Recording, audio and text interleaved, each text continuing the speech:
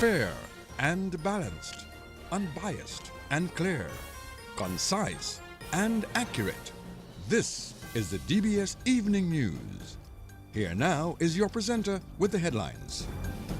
In the headlines, the CEO of Discover Dominica Authority says the Jazz and Creole Festival plays a significant role in boosting Dominica's economic activity. In the news from the region, the U.S. has designated 2 Haitian gangs as terror groups. Internationally, the Centers for Disease Control and Prevention reports the highest number of child deaths from the flu in 15 years. The details of these stories and more coming up next. Too often, customers are counted but not valued, like mere numbers, statistics, transactions. But at Flow, we're prioritizing you, our valued customers who have been with us through every milestone, every moment. That's why we're putting our money where your loyalty is. Flow customers claim up to $400 in rewards for smartphones, groceries, and more when you add mobile to your current internet plan. Because loyalty isn't a one-way street. At Flow, loyalty flows both ways. DBS News. And welcome back. First off, the CEO of Discover Dominica Authority, Marva Williams, says the Jazz and Creole Festival plays a significant role in boosting Dominica's economic activity. The festival will be held on Sunday, May 4th at the Cabrits National Park and will feature a diverse lineup of local and foreign acts. As we get closer to Jazz and Creole, I stand here with great excitement and anticipation, knowing that this celebration of music and heritage and community is going to create memories that will last a lifetime. Today, I'm not just here to give you the final updates. I'm here to emphasize the integral role that Jazz and Creole plays in the broader tourism strategy. This festival is a celebration of Jazz and Creole music and a living testament of Dominica's cultural richness, a unique experience that sets us apart in the global tourism sphere. It's an event that showcases who we are as a people, our traditions, our artistry, and our ability to welcome the world with open arms. More importantly, it is a driver of our economy, helping to strengthen the ties between tourism, culture, and local business. The festival also has a far-reaching impact. We know that it contributes to Dominica's tourism by bringing in travelers to Dominica and even bringing the locals to the north of the island. These visitors dine in the restaurants, they stay at hotels, they shop at the businesses, generating income and supporting the local economy. That is why Jazz and Creole, amidst the entertainment industry, is part of the pillar of tourism and the growth strategy. CEO of Discover Dominica Authority, Marva Williams. Meantime, festivals and events manager at Discover Dominica Authority, Ayodele Andrew, highlighted the acts who will perform on Sunday. We look forward to welcoming each of you. Our artists, I'll just go through our artist lineup. In case you need a reminder, our lineup this year, we have Shalina, who is known for captivating vocals and dynamic stage presence. Abia Israel, who's a soulful performer. Mary Pascal, who brings that blend of Dominican and African music together. Carlin XP, the Bouillon Queen, who will give us a taste of her Bouillon jazz. Colton T, who is a dynamic musician and performer. Etienne Charles, an internationally acclaimed trumpeter and composer, known for his innovative blend of jazz, Caribbean music, and folk traditions. Of course, Itana, who is bringing her powerful reggae vibes to the stage. Signal Band, who is our electrifying young and energetic Bouillon band. And Marie-Claire Giroux, who I expect that on Sunday evening, she will take you on a journey. Festivals and events manager Ayodele Andrew. Government has signed contracts with offshore civil and marine company worth close to $7 million for reconstruction of the Ansdeme port and Scottshead Sea Defense Wall. Prime Minister Roosevelt Skerrit told the contract signing ceremony that the reconstruction of the Ansdeme port at a cost of over $4 million will impact the area in a positive manner. No doubt the construction of the jetty facility at Ansdeme is going to help with the continued transformation of those communities. It's going to enhance the ability of the residents of those communities to make a better living. And it's certainly going to help improve fishing, tourism, and trade. As you know, we do quite a bit of trade between the Ansdeme port and the Saints, Marie-Galante, and Guadeloupe. And the challenge we've had in Ansdeme is the dilapidated state of the jetty itself. When we came up with the first draft of the jetty, we went back to meet with the fishermen and the residents of the community. And they suggested to us some changes to be made to the jetty, which cost us an additional $200,000 US. So the first phase is to construct the jetty and also to protect it from the impact of wave movement and current movement. The second phase of the project will be the reconstruction of proper facilities for the customs, and we're about to design that customs and immigration department to include not only offices, but comfortable accommodation for the public officers who work at the port, and also better facilities for the fishermen to pilot trade. Prime Minister Roosevelt Skerrit. A section of the Scots Head Sea Defence Wall will be constructed at a cost of $2.97 million. Meantime, Member of Parliament for the Paybush constituency, Lakia Joseph, says a jetty for Ansdeme will stimulate economic activity for that community and the surrounding villages. The Ansdeme port holds significant importance for Dominica for several reasons. Ansdeme is a traditional fishing village. A new jetty will provide safer, more reliable docking facilities for local fishers, allowing them to land, store, and transport their catch more efficiently. This boosts food security, livelihoods, and the local economy. This jetty will stimulate economic activity in the village and surrounding areas by creating jobs and encouraging small businesses like fish markets, restaurants, and boat services. A modern, well-built jetty improves Dominica's disaster response. After storms or hurricanes, ports like Ansdeme are critical for bringing in emergency supplies and providing evacuation routes, especially in isolated coastal areas. The jetty will attract more visitors interested in authentic community experiences, fishing tours, coastal sightseeing, and ecotourism. It strengthens Dominica's nature island tourism branding while supporting sustainable and community-based tourism activities. Member of Parliament for the Paybush constituency, Lakia Joseph, and a parliamentary representative for the Soufriere constituency, Dennis Charles Pemberton, says the rehabilitation of the Scots Head Sea Defence Wall is a promise kept. Today, we prove once again that this is a government who delivers. When Hurricane Maria struck, it did not spare us. It tore apart our homes, livelihoods, and critical infrastructure, including a vital section of the Soufriere Scots Head Sea Defence Wall. The repair of this seawall is not just concrete and steel. It is protection for families, for fisher folk, for livelihoods. It is a symbol of safety, security, and forward movement. So I am elated that just a couple months after the completion of the Scots Head Sea View homes, which will soon be handed over to 21 families, we are repairing the Soufriere Scots Head seawall for a total cost of $2.96 million. Soon our fishing processing plant, slipway project for fishermen, Point Michel Plainfield Rehabilitation Phase 2, Point Michel to Soufriere Road project will commence. Parliamentary representative for the Soufriere constituency, Dennis Charles Pemberton. Renowned jazz musician Etienne Charles, who is slated to perform at the 14th Annual Jazz and Creole Festival, will lead a special master class for local musicians on Saturday, May 3rd.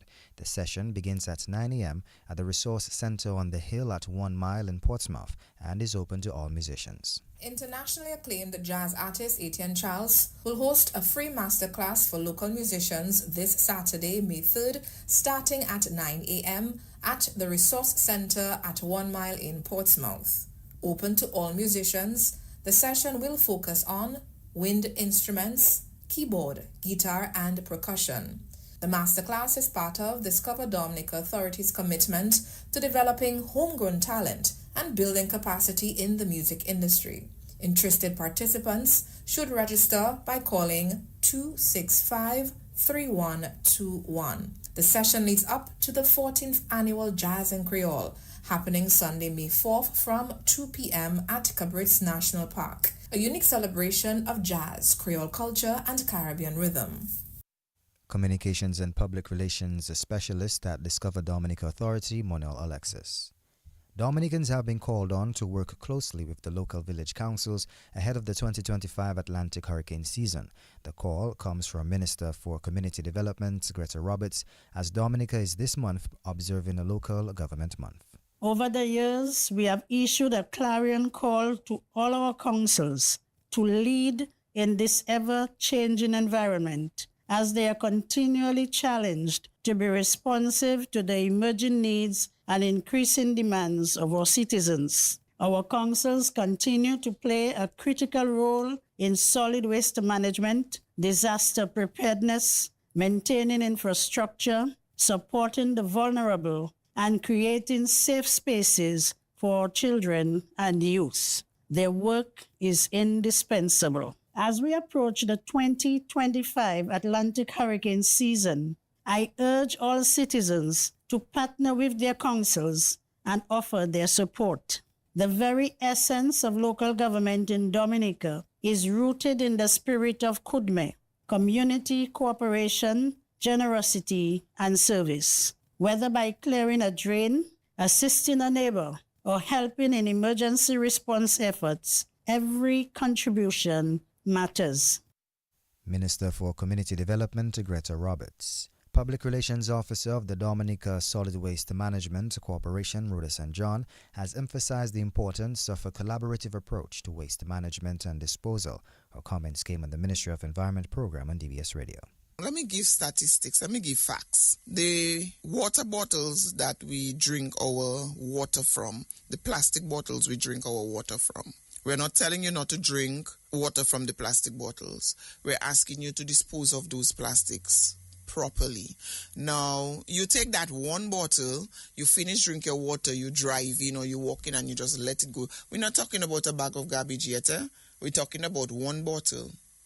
And that one bottle takes over 400 and something used to decompose. Imagine your 3 generations has done past, died and moved on, and that bottle is still there waiting to start to decompose. Imagine what that is doing to our environment. So if you take a plastic of garbage and you send it off, you're polluting the rivers, you're polluting it doesn't stay in the river, it doesn't stay over the cliff, it goes into the sea. It's not solid waste that putting out the garbage. Solid waste has to come and help you and work with you to remove the garbage from the area. But you have to work with solid waste to be able to manage your waste. So when you manage your waste, then you have less rodents in your area. You have less pileups in your area. And that way, we helping to reduce our health risks. PRO of the Dominica Solid Waste. Let me give statistics. Let me give facts. Ms. Rhoda St. John. Meantime, General Manager of the Dominica Solid Waste Management Corporation, Florian Mitchell, spoke on the topic of decentralizing garbage collection. I would like to refer to the CRRP, Climate Recovery and Resilience Plan 2025-2030. Again, page 89 or 90 thereabout. It's just for the general public to read. So in there, the government would have articulated a decentralization system, and that is basically focused on recycling. So what you note and what makes sense in waste management setting is that of a circular economy approach. I mean, the system that we use is linear. You take it from your home and you put it in a landfill. That doesn't allow for the promotion of waste as a resource, because the waste basically is a resource. The glass can be used to produce more glass. The plastic can be used. So in a decentralized system, what would happen is that we would have regional locations throughout the island. And the enabling environment would be created whereby the people and the material can be processed and be utilized for the production of a commodity, or where that material cannot be produced locally for commodity, it will be exported through a recycling system. And a decentralized system doesn't mean we are going to set up a landfill. So I want to debunk that. Is a facility that you're going to use to process the material, because waste really is a resource. We have a project before the East facility for further consideration, and we would like to, out of that project, to demonstrate what we think a decentralization system would look like. General Manager of the Dominica Solid Waste Management Corporation, Florian Mitchell. The Portsmouth Fire Station is putting the necessary systems in place ahead of the 14th edition of the Jazz and Curl Festival. This year's festival will be held on Sunday, May 4th, 2025 at the Cabrits National Park in Portsmouth.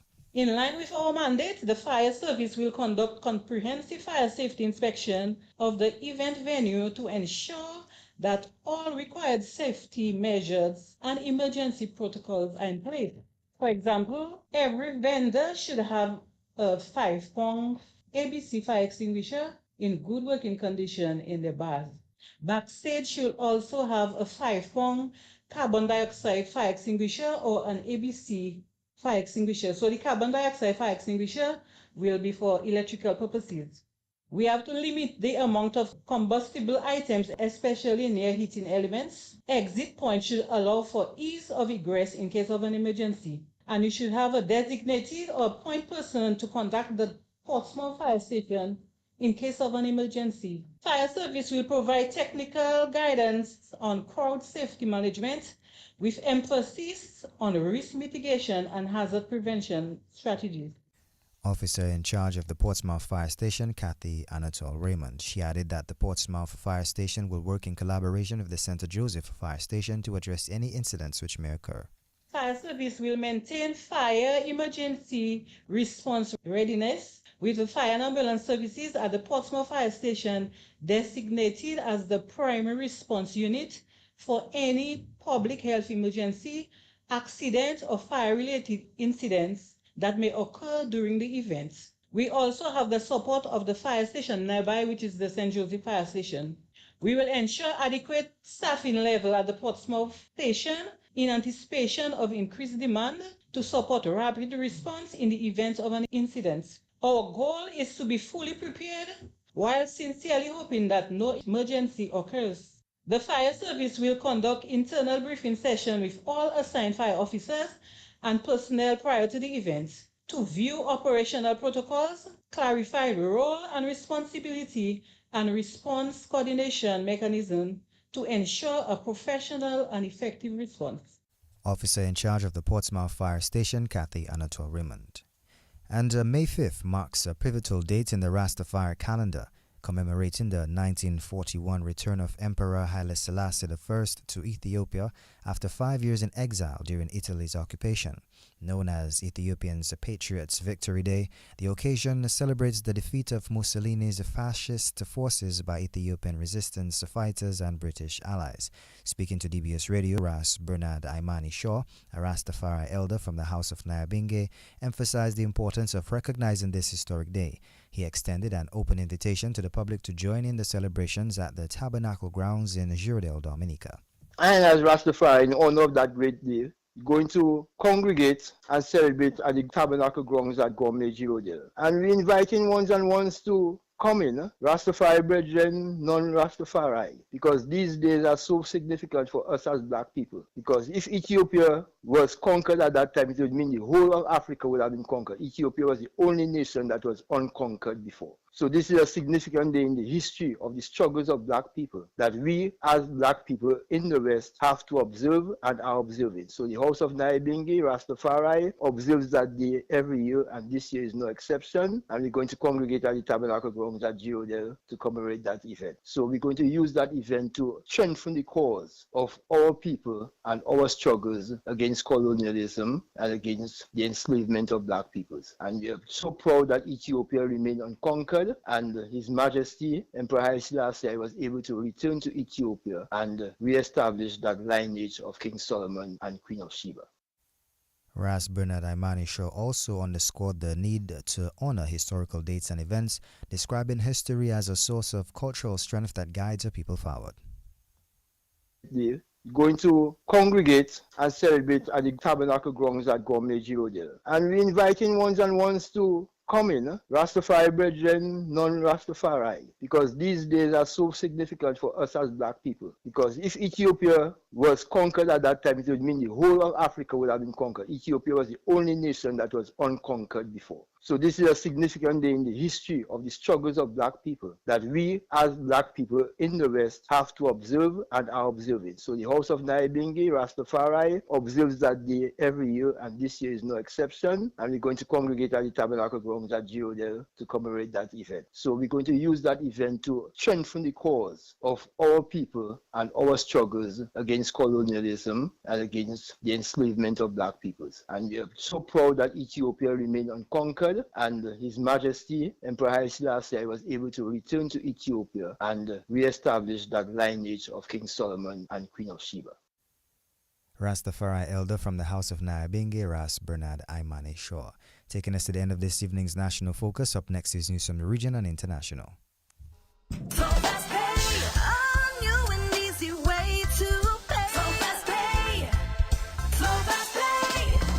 You asked for it and you got it. A quicker way to pay your bills online. It's fast, secure, and easy to use. No registration, no additional fees. Flow is now offering FastPay, an online service that allows you to settle your bills in less than 2 minutes. Need a receipt? FastPay will send it to your email immediately. Use FastPay now for convenience, safety, and efficiency at discoverflow.co/fastpay.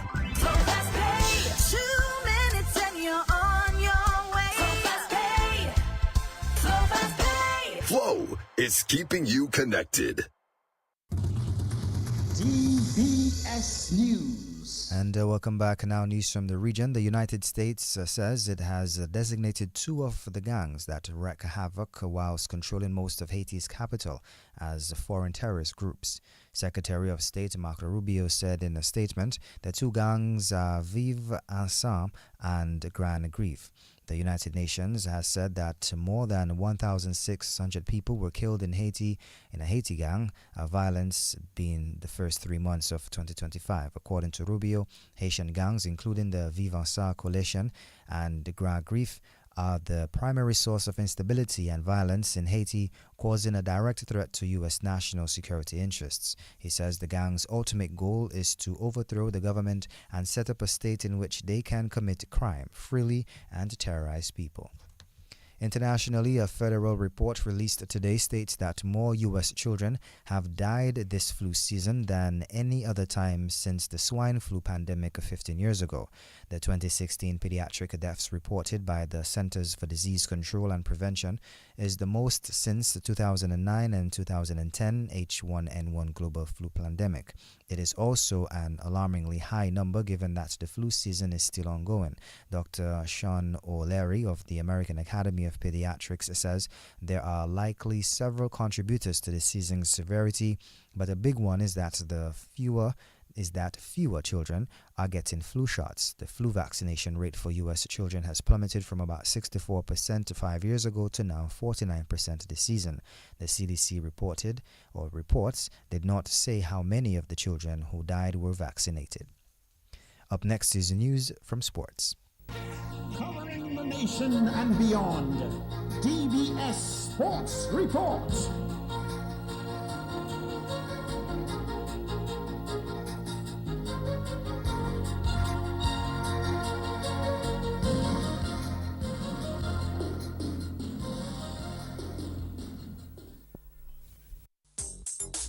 Rudolph Thomas Enterprise in Portsmouth, your suppliers of building materials and hardware products.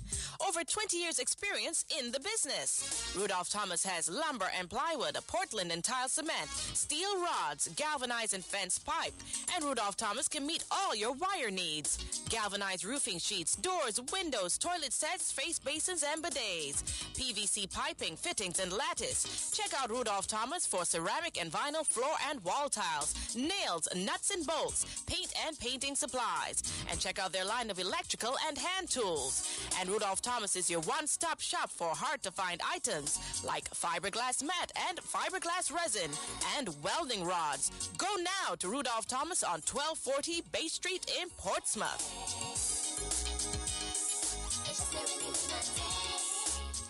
Echo. And welcome to your DBS Evening Sports, today, 2nd May 2025. First off, we spike into some volleyball action as Dominica is off to a perfect start in the ECVA Beach Volleyball Tournament in St. Lucia, registering 4 wins so far in the competition.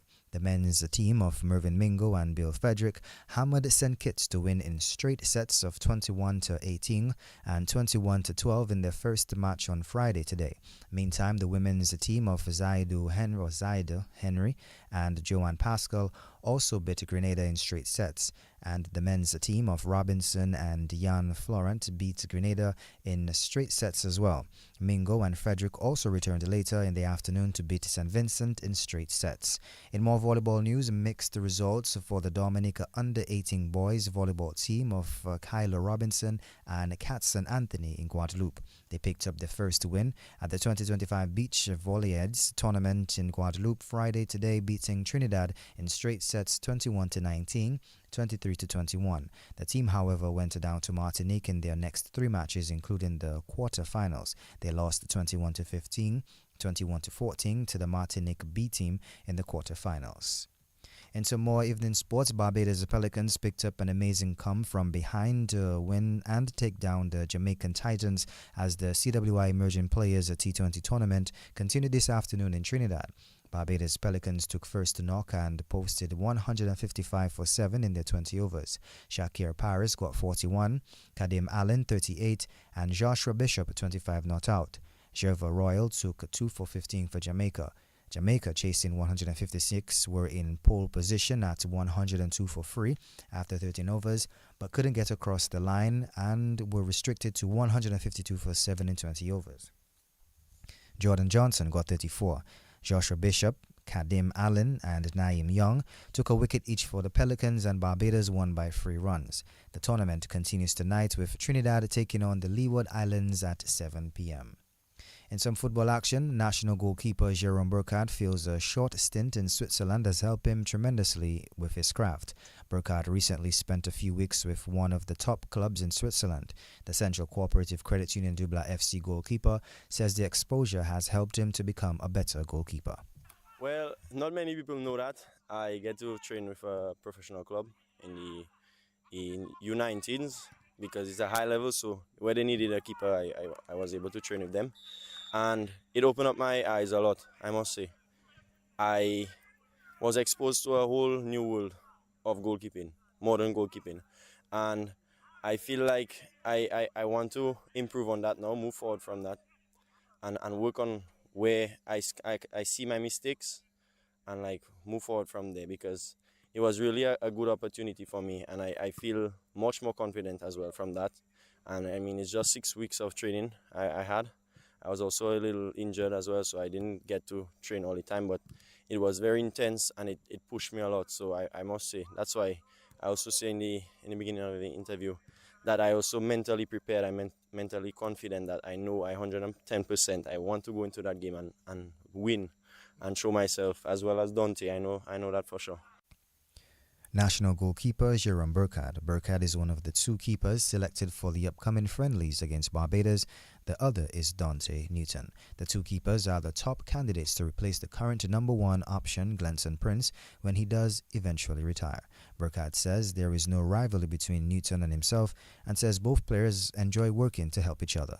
Like you said earlier about me going overseas and training, I want for the both of us to improve from that as well. Like, since I came back, I was trying to do little drills that I learned up there. And I must say we both, like, he was surprised and from what I trying to show, but he want to learn, I can see. So it's not just the rivalry, but it's also we pushing each other, and I like that because that's going to make both of us better. And I mean, yeah, it's tough. It's always tough. For keepers is the toughest, because not to say, 70th minute, just swapping the keeper. You never see that unless it's an injury or a red card. And so it's very tough for keepers, and I had that as well when I was playing club level. So I know, and then in the national team as well. And it's going to be like that between the 2 of us. But I feel like if we have a good relationship, we understand each other, and we clear about things, that we will get through that, man. And it's just about is keeping to it and staying confident and staying consistent, I mean, yeah. National goalkeeper Jerome Burkhardt. In some more football, one match is set for tonight as DSFC will battle the Roosevelt Skerrit Bombers in the only match this weekend in the DFA Premier League. That match gets underway at 7 p.m. at the Benjamins Park. Meantime, last night in the DFA Division 1's League, Bafa State hammered Derby Boys 5-0. Javon Delgadere, Eustace Marshall, Akiva Libla, Jaden George, and Chance Marshall all scored for Bafa State. Into some basketball action, the 767 Sports Club Dominators have advanced to the semi-final rounds of the DABA Elias Dupuis Knockout Basketball Tournament as they took down the youthful BAA Sharks as quarter-final actions continued last night at the Massac Indoor facility. T-Law Birmingham led all scorers with 22 points as he powered the Dominators to the 73-53 win. The Dominators used a 30-13 run in the third quarter to blow the game wide open. McCrae Edwards, Wakami Fabian, and Renee Williams also added 9 points each, whilst Jamal Peltier and Christian Scotland scored 11 points each for the Sharks. That's our first game for the season for how long, and I think we made a meal of the first half. We kind of beat up ourselves for the first half, but then the fourth quarter, I told the guys, fourth quarter is critical. We have dominated the fourth quarter, and then we can, that's a Michael Jordan Bulls, as a Bulls fan, that's the way to do it. Fourth quarter we dominate, and then fourth quarter we just cruise. So, it was supposed to be, easier than that, but and you have to hand it to the Sharks. They have that energy, and they have that vibe, so it wasn't a walk in the park, but in the end we did well. All right, advancing to the semi-finals, what can you take from this performance now as you head into the semis? Yeah, well, basically, not take anybody lightly. We have to go in now to just, business. We have to go for business mentality right now. Those are the errors that you made in the first game. How would you be addressing those errors tonight? Well, moving forward. Yeah, well, we're going to go to the drawing board. We're going to go to practice, get to practice in a week, so we can really organize, work on the errors and, plan for who's to come, which is the Blazers or who they playing tomorrow, the Falcons Junior. Yeah, one or the other. So we have to fix ourselves. 767 Sports Club Dominators coach Dustin Maggie Peters. Tournament action continues tonight with the Detroit Blazers taking on the Dr. Darrow Sports Club Falcons Division 1 team. That game gets underway at 8 p.m. at the Massac Indoor facility. Into more sports in news here, the president of the Dominica Athletics Association, Brendan Williams, says his appointment to the Pan Am Sports Athletes Commission will allow him to serve as a voice for athletes, ensuring that their interests and concerns remain central to the decision-making processes related to the Pan American Games and other sporting events. Williams was appointed to the panel earlier this week, as Williams says he will work towards fostering an environment where athletes can compete safely, ethically, and successfully. The main aim of the commission is to represent the interests and voices of athletes in decision making and planning for the Pan American Games and other sporting events. Also to ensure that athletes are the focal point of decisions and are provided with an environment that allows them to be completely safe, ethically and successfully while supporting their overall development as individuals. The goals are 7 of them are to represent and advocate for athletes, promote their well-being, facilitate transition and professional development, encourage ethics and fair play, encourage athlete participation in sports governance, promote dialogue between athletes and authorities, and promote inclusion and diversity. It is an appointment that I'm truly proud of after competing at the Pan Am Games or at 2 editions, and to be now appointed advisor to the Athletes Commission to basically guide them to ensure that they properly execute their roles. It is also a statement that we as administrators and executive within Dominica, we are making waves regionally and across the Americas to be selected on various roles. As you're aware, Mr. Billy Doctor was also appointed as an executive member on the Pan Am Sports Ethics and Governance Commission. So I'm truly proud of that milestone and will continue doing my best to ensure that the flag is held high and that we continue to make our name out there at these regional bodies. President of the Dominica Athletics Association, Brendan Williams, taking us to the end of this evening's news and sports. A special thanks to the DBS News and Sports team and linker personnel, Miss Ivona John Baptist Luque. Rudolph Thomas Enterprise in Portsmouth, your suppliers of building materials and hardware products. Over 20 years experience in the business. Rudolph Thomas has lumber and plywood, Portland and tile cement, steel rods, galvanized and fence pipe. And Rudolph Thomas can meet all your wire needs. Galvanized roofing sheets, doors, windows, toilet sets, face basins, and bidets. PVC piping, fittings, and lattice. Check out Rudolph Thomas for ceramic and vinyl floor and wall tiles, nails, nuts and bolts, paint and painting